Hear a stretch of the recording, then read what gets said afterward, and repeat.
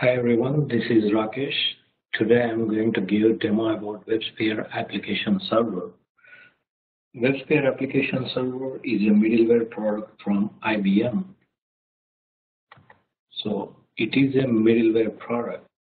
So today our agenda will be what is middleware application server, like application server architecture, WebSphere application server versions, and it's also called WAS.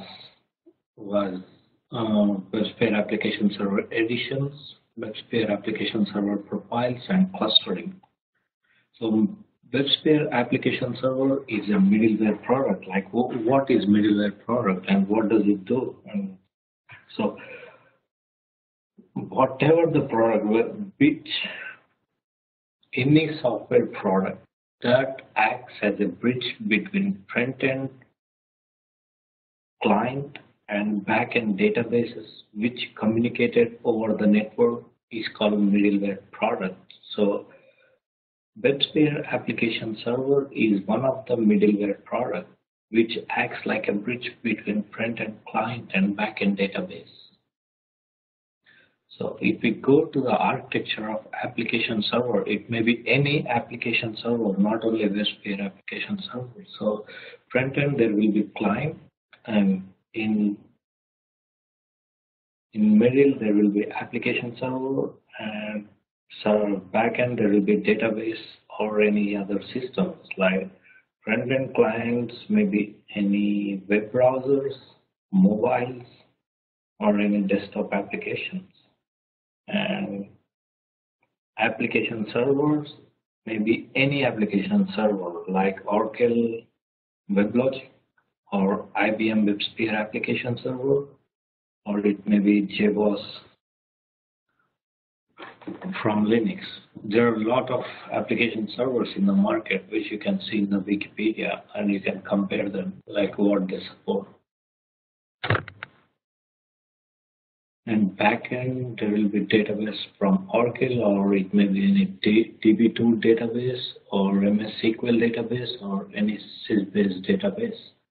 And sometimes instead of calling database, the client will try to access any other applications or any other services like PeopleSoft or Oracle Financials or SAP or anything. So whenever front-end client tries to access the application, then the code which is installed on application server performs all the network communication needed by client, and it will communicate to server and get response from server and send it back to client. So that's the main functionality of application server. So there are like different versions for WebSphere application server.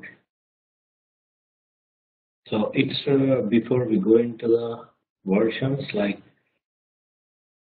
we'll just go back to previous slide. So, and one more thing, like whatever middleware product, there are different middleware products from IBM. Most of them start with the naming convention of WebSphere, right? If you see, there are different middleware products, like, for example, there are like WebSphere application server, WebSphere portal server, WebSphere commerce server, WebSphere process server, WebSphere MQ, or WebSphere data power. Like there are a lot of products from IBM, a lot of middleware products especially. Okay, so to learn about any middleware product, IBM WebSphere application server is the base. So, and this IBM WebSphere application server, it is nothing but IBM's runtime environment for running Java Enterprise Edition applications. Means like it only supports Java, nothing else. Like only whatever applications, I mean, if the application application should be built using Java to deploy that on IBM WebSphere application server. So, and it can communicate to other codes using web services, but on application server, only Java code can be deployed. Okay, and why do we need to use WebSphere application server in any organization? The main reasons are it can be easily integrated with any third-party product. IBM itself has a lot of third-party products, and it's very easy to integrate. That's the main advantage of WebSphere application server. And it is very reliable, and support is very fast from IBM, and it is a well-tested product. In future sessions, we'll be seeing more features of WebSphere application server. If we go to versions of WebSphere application server, there are different versions, like you can see on the slide. It started with version 3.5, 4, 5. Like right now, the stable version is 8.5.5, and I'll be giving future sessions on IBM WebSphere 8.5.5 version. Okay, so here you can see what Java it supports, what servlets it supports, what version EJBs, JSFs it supports, or JPS. So you can see everything on this screen. So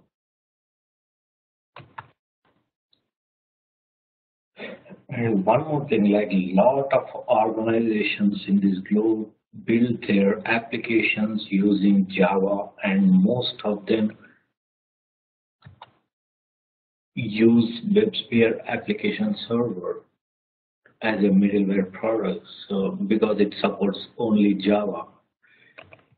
If we go to different editions like WebSphere 8.5 has different editions of WebSphere, like so additional there are like different editions, like each edition you can see the different editions available in WebSphere 8.5, like Community Edition, Base Edition, Express Edition, ND, which is nothing but network deployment, and ZOS. So if we go to the Community Edition, it can be used for personal and commercial use. And the Java code it supports is Enterprise Edition 6, and it also supports Java Standard Edition 6. Mainly the code base of this edition is Apache Geronimo open source application server, and it does not have web GUI to support application deployments or anything. Like everything is command line based. So, and this edition lacks production level features. It does not have production level features as other editions. So very less enterprises or any business, very less companies use this edition. And if we go to the next edition, it is the base edition, and it's also called, an official name of this edition is WebSphere application server. It supports Enterprise Edition 6. Optionally, it also supports Standard Edition 7. And many organizations use this.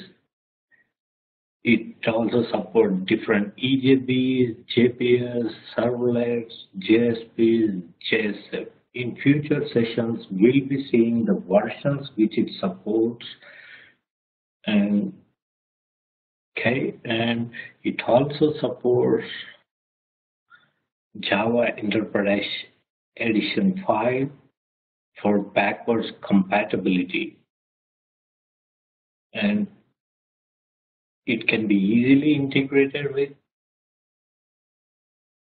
relational databases and web services, and it has both command line and GUI interfaces for deploying applications or for starting or stopping servers, and it also provides additional tools for development, deployment, troubleshooting, or any performance included. And it comes with the RAD assembly tool, like it's Rapid Application Development Assembly tool, which is used by developers to build their applications and to deploy that base edition. The disadvantage of this base edition is it's a single server environment. It cannot be used in testing environments. It cannot be used in integration environments, and it does not have any clustering or any failover support.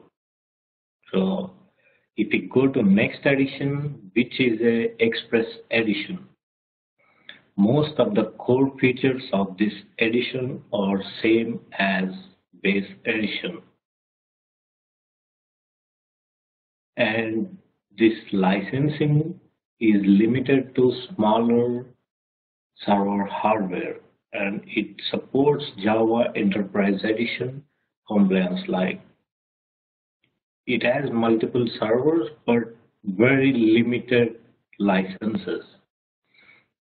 And if we go to next edition, which is table edition and used by most of the organizations, and it can be used in many environments, it is network deployment edition, but most of the core features are same as base edition, and multi-server environment can be created using this edition, and it supports clustering and failover support, and it has web services gateway functions. It also has some tools for maintaining network load balancing. The next addition is ZOS, which is only supported by mainframe environments. Very few organizations still have mainframes, and they use this edition.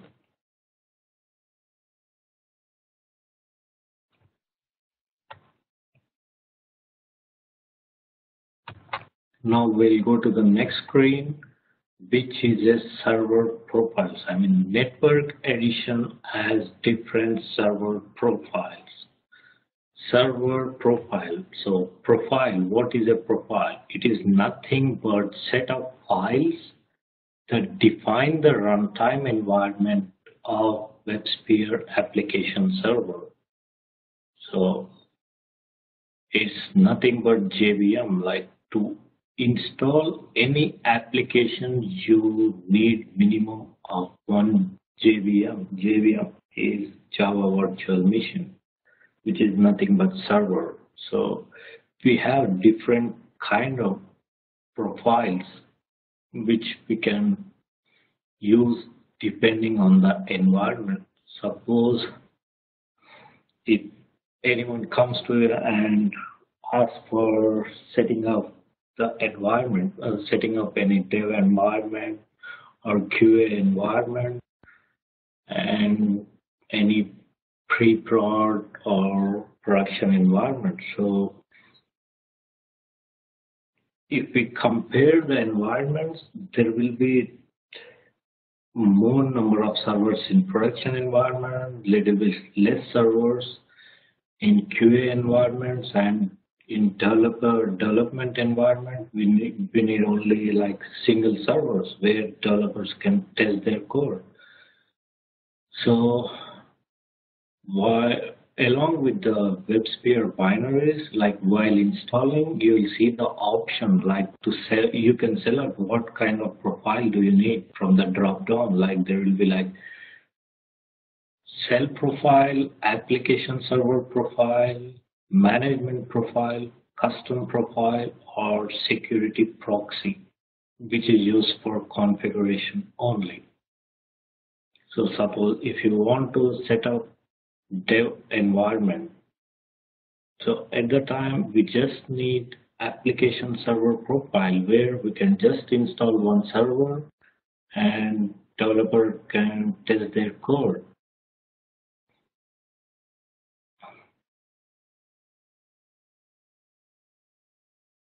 And mostly dev environment does not require most of the features like the load balancing or clustering. Clustering will be seeing in future sessions, and because developer they just test the code, so they don't need much servers. So in dev environment, we can just go ahead and create application server profiles unless they have some issues, like if they need more servers, we can install more. But app server profiles are enough for dev environments. So what if you need more servers, like if you want to install, like suppose if you want to install 4 servers for any integration environment, so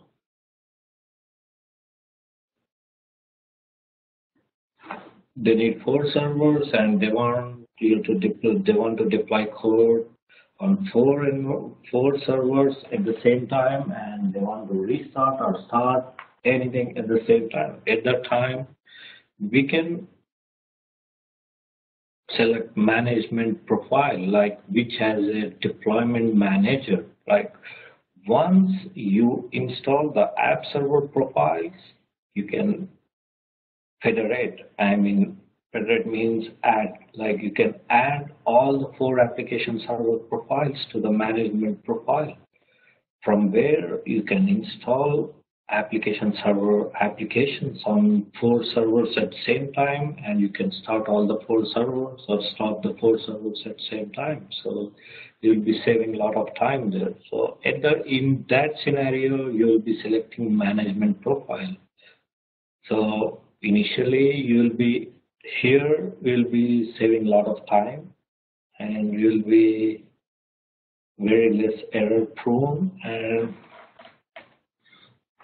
it's more convenient. Like, okay, that's management profile. So while installing, you can just select management profile from drop down and create DMGR, and to the DMGR is nothing but deployment manager. To the deployment manager, you can add all the 4 app servers using their ports, which we'll be seeing in future sessions. So in that scenario, you'll be using management profile.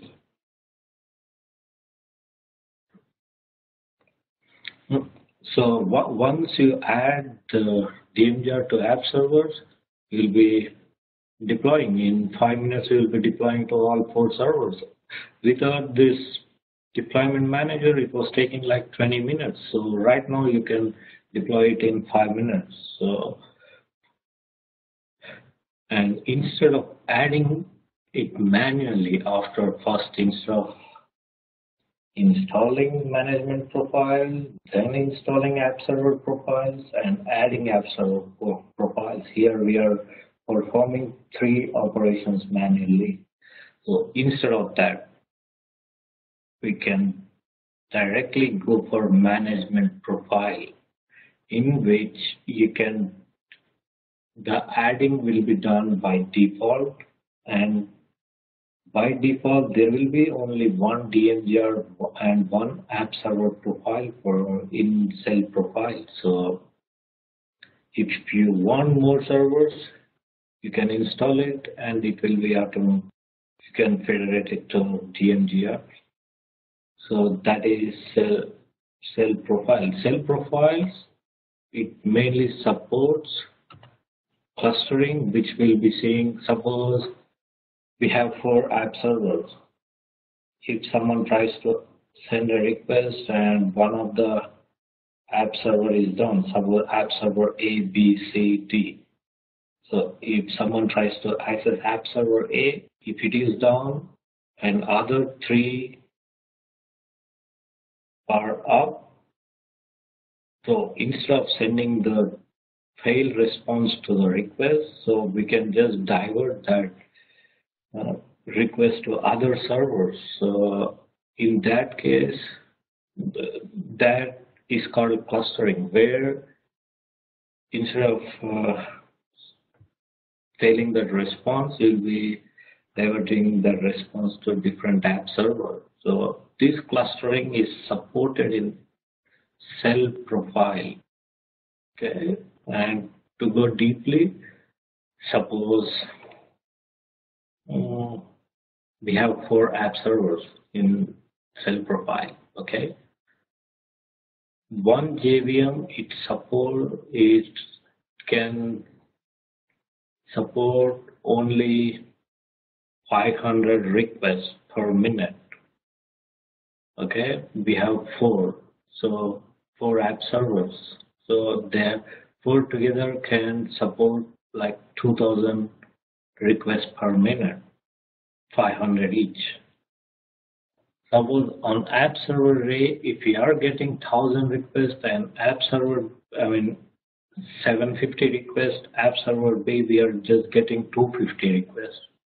So at the time, the whatever excess requests we are getting on the app server A, we can just divert that request to app server B using load balancing. So which is available user in clustering and which is supported by custom profile. So regarding that, we'll be seeing in future sessions about the clustering. And mostly the cell profiles are mainly used in user acceptance testing environments or pre-prod environments or production environments. So cell profile creates DMGR and one app server, and automatic federation will be there. In cell profile. Now we'll go to custom profile. So earlier in cell profile, it was just installing one deployment manager and one app server. Later we are federating another app server to the deployment manager. So in custom profile, if you have the idea like how many app servers we are going to have, using custom profile, we can select. And one more thing, there will be only one DMGR for each profile. There may be any number of app servers. For all app servers, DMGR will be common. Okay, in custom profile, at the same time, you can install deployment manager and you can install more app servers and federate it automatically. Even custom profile, it supports clustering. So now we'll go to clustering. What is clustering? What is cluster?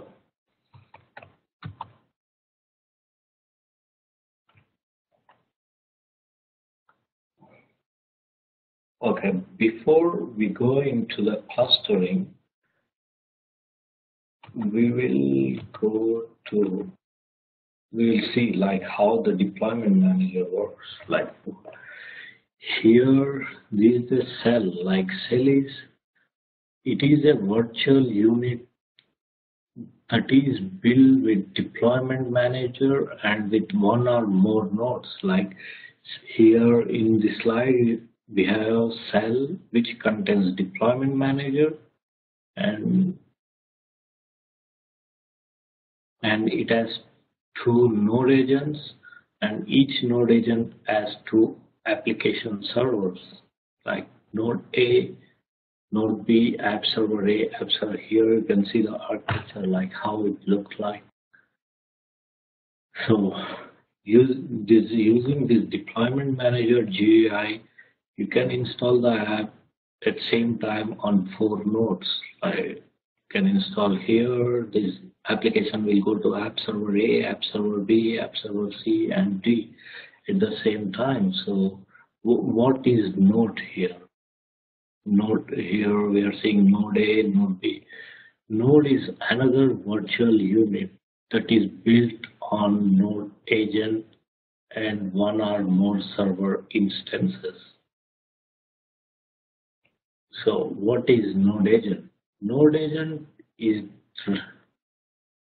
whenever we install WebSphere, by default, node agent will get created. Even before creating profiles, node agent will get created, and it is the process responsible for killing server process and also responsible for configuration synchronization between deployment manager and the node.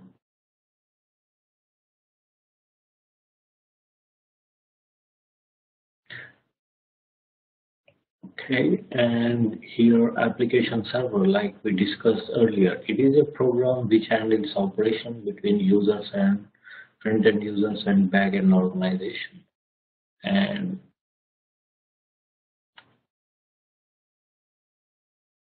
here deployment manager communicates with the node through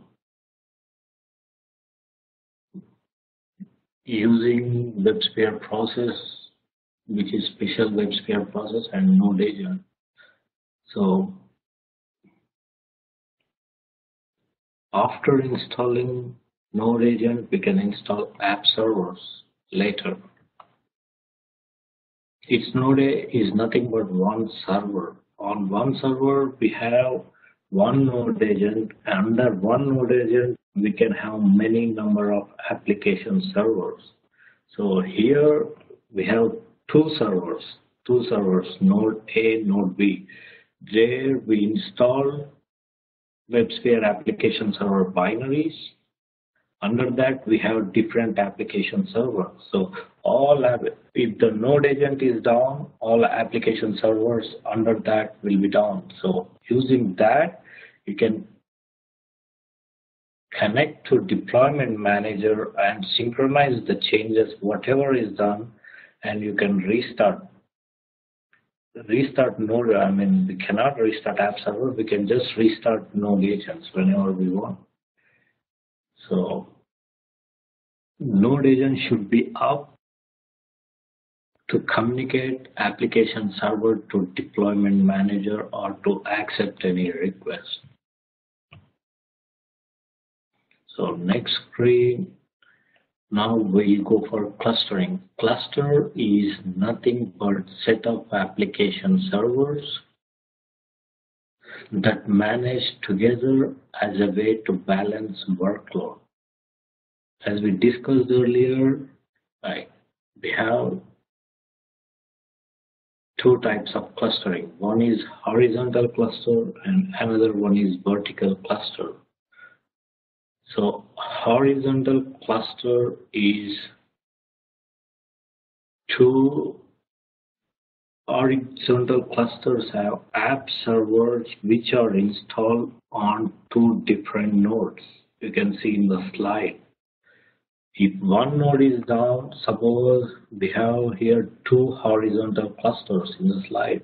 So app server A is from node A, app server C is from node B. We have one, that is one cluster. App server B, app server D is two clusters. We have two horizontal clusters here. Whenever, suppose if app server A is down, using the load balancing, all the requests coming to app server will go to app server C. App server A will go to app server C. So suppose if node servers or node A is crashed or something like crashed or anything is down or some sort of network issue, then all the requests will go to app server C. So horizontal clustering is nothing but mainly consists of two or more different app servers which are installed on different nodes.